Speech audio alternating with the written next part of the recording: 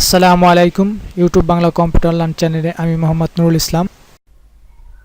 আজ আমি এক্সেলে যে কয়টি ফাংশন নিয়ে আলোচনা করব তা হলো round, round up, round down, int এবং ডেসিমেল প্লেস চেঞ্জ করে কিভাবে নাম্বার ফরম্যাটিং করা যায় তা দেখব। তো প্রথমে আমরা রাউন্ড ফাংশন। তো রাউন্ড ফাংশনে কী কাজ করে দেখুন, আমার এ বা পাশে কিছু নাম্বার লেখা আছে। রাউন্ড ফাংশনের কাজ হচ্ছে যে দশমিক পরে যে সংখ্যায় থাক সেই সংখ্যাটা যদি দশমিকের পরে 0.5 অথবা এর বেশি হয় তাহলে তার সাথে 1 যোগ করে পূর্ণ সংখ্যা দিবে, আর যদি 0.5-এর কম হয় তাহলে মূল সংখ্যাটাই রাখবে। এটা হচ্ছে রাউন্ড ফাংশনের কাজ। তো শুরু করি। সমান ROUND রাউন্ড। তো রাউন্ড দেখুন নাম্বার, তো নাম্বার হচ্ছে আমাদের কি এই সেলটা দেখেন, এই সেল পয়েন্টারে কিন্তু আমি মাউস পয়েন্টার নিতে পারছি না। অনেক সময় যে পাশাপাশি থাকলে এই পাশের সেলগুলো নাম্বার কার্সর নেওয়া যায় না। তো সেই ক্ষেত্রে আমরা যেটা করব সেটা হচ্ছে দেখুন এর আশেপাশে অর্থাৎ উপরে অথবা নিচে মাউস পয়েন্টার ক্লিক করে আমরা যদি উপরে ডাউনেরও আপেরও চাপি তাহলে দেখুন ওই সেলে আমাদের B4 অথবা আমরা হাতে লিখেও দিতে পারি B4। এরপর দেওয়ার পর এরপর কমা দেওয়ার পর নাম্বার ডিজিট আমরা এখানে 0 দেবো।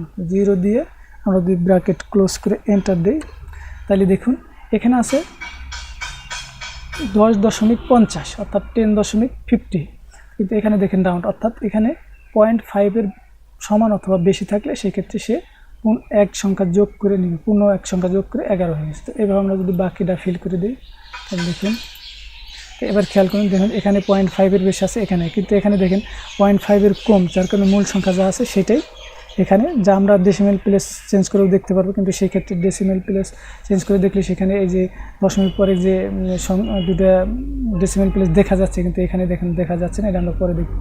তো দেখুন এখানে 10 আছে, 10ই আছে, এবং এখান থেকে 9.99, যার কারণে এখানে ওই যে বাড়ায় 10 বানাইছে, এবং এখানে দেখেন 56 11 বানাইছে, এবং এখানে দেখুন 24 9 বানাইছে, তো 9.24। অর্থাৎ রাউন্ড ফাংশনটার কাজ হচ্ছে দশমিকের পরে সংখ্যাটা যদি 0.5-এর বেশি হয় তাহলেই শুধুমাত্র এক নাম্বার যোগ করে পূর্ণ সংখ্যা দিবে, আর যদি 0.5-এর কম হয় তাহলে মূল সংখ্যাটা যেটি থাকবে সেই সংখ্যাটাই দিবে। এটা হচ্ছে রাউন্ড ফাংশনের কাজ। তো এবার দেখবো আমরা রাউন্ড আপ ফাংশনের কাজ। তো রাউন্ড আপ ফাংশন কী কাজ করে? রাউন্ড আপ ফাংশন হচ্ছে যে দশমিক পরে যাই থাক, সেটা 1 থাক 2 থাক পয়েন্ট যতই থাক সেটা কোনো কথা না, অর্থাৎ দশমিকের পরে যাই থাক সে 1 বাড়ায় পূর্ণ সংখ্যা করবে।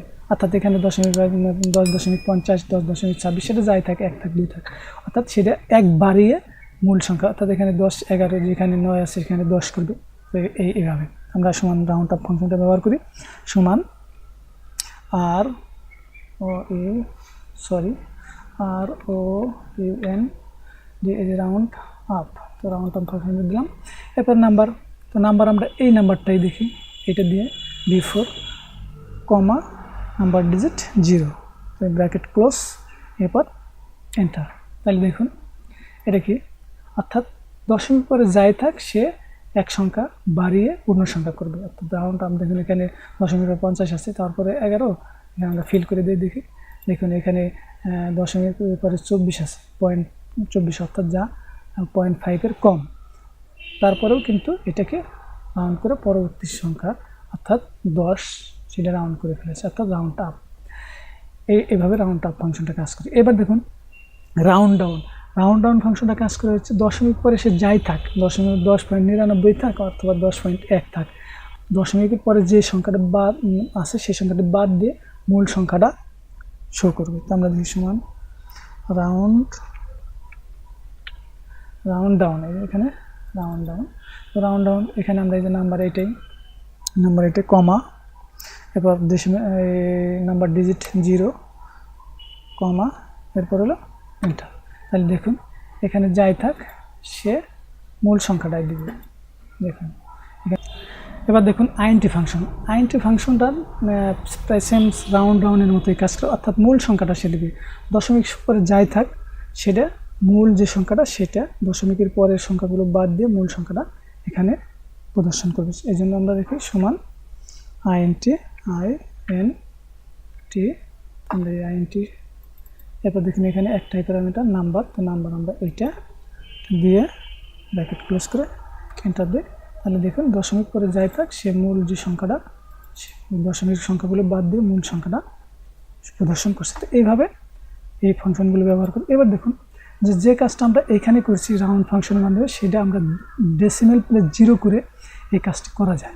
দেখুন আমার এইখানে যা লেখা এখানেও কিন্তু তাই লেখা, দেখুন এই যে 10.50 অথচ এখানে 1100 করছি, কারণ আর রাউন্ড ফাংশনে দেখুন দশমিক পরে দুটি সংখ্যা দেখা যাচ্ছে, রাউন্ড হলেও দশমিক পরে দুটি সংখ্যা 0 0 দেখাচ্ছে, কিন্তু এখানে কোনো দশমিক পরে ডেসিমেল প্লেস না থাকার কারণে এখানে শুধু মূল সংখ্যাটাই দেখাচ্ছে। এটা ডেসিমেল প্লেস বাদ দিলে কী হবে, অর্থাৎ দশমিকের পরে যদি পয়েন্ট অর্থাৎ যাই যে আমরা রাউন্ড ফাংশন ব্যবহার করে করছি এই হুবহু একই কাজে এখানে করছি, কিন্তু এখানে পার্থক্য হচ্ছে যে এখানে দশমিকের পরের সংখ্যাগুলো যে দুটো 0 থাকবে তাও সেগুলো দেখা যাচ্ছে না, দশমিক পরে কোনো সংখ্যা দেখা যাচ্ছে না, পূর্ণাঙ্গ সংখ্যা হচ্ছে।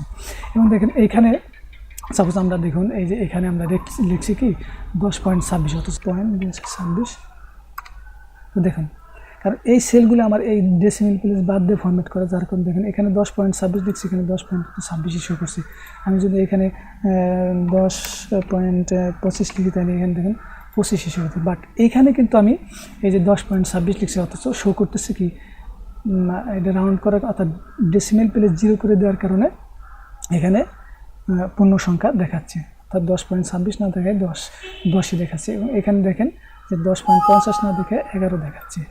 তো এটা হচ্ছে ডেসিমেল প্লেস। তো এটা আমরা কীভাবে করবো, যেমন এখানে দেখেন ডেসিমেল প্লেস 1 রাখছি, সেক্ষেত্রে ডেসিমেল প্লেস 1 রাখলে দেখুন এখানেও একই কাজ করছে, যে ডেসিমেল প্লেস 1 যদি আমি রাখি তাহলে যে এই 1 ডিজিটের পরের ডিজিটটা যদি আবার অর্থাৎ দশমিকের পরে 1 ডিজিটের একটা ডিজিটের পরের ডিজিটটা যদি আবার 0.5 বেশি হয়, সেই ক্ষেত্রে আবার এই যে 0.5 এই নাম্বারটা কিন্তু আবার রাউন্ড করে দিচ্ছি। দেখেন এখানে খেয়াল করেন এখানে আছে দশমিক পরে 26 আছে, কিন্তু এখানে দেখেন দশমিক পরে 26 যেহেতু এই 5 বেশি, সেক্ষেত্রে এখানে 0.3 বানাই দিচ্ছি 10 মানে ডেসিমেল প্লেস 1 রাখার কারণে। দেখুন এখানে দেখেন এখানে যে 5 বেশি 5.6 আছে, যার কারণে এখানে 6 হয়ে গেছে।